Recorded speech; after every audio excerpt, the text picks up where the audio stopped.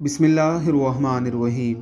رسول اللہ صلی اللہ علیہ وسلم نے فرمایا، جس شخص نے ایک دن میں 100 مرتبہ سبحان اللہ و بحمدہ کہا تو اس کے تمام گناہ معاف کر دیے جاتے ہیں، چاہے وہ سمندر کی جاگ کے برابر ہوں۔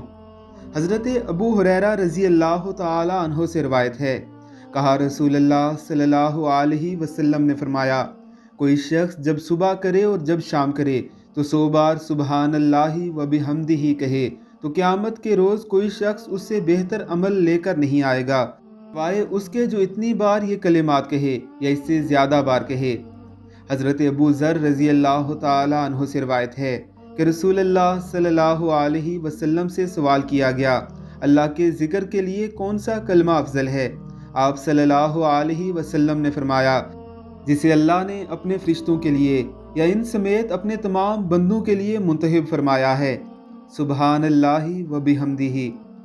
دیگر احادیث مبارکہ کو ملایا جائے تو یہ پورا ذکر کچھ یوں بنتا ہے، سبحان اللہ و بحمدہ سبحان اللہ العظیم و بحمدہ استغفر اللہ۔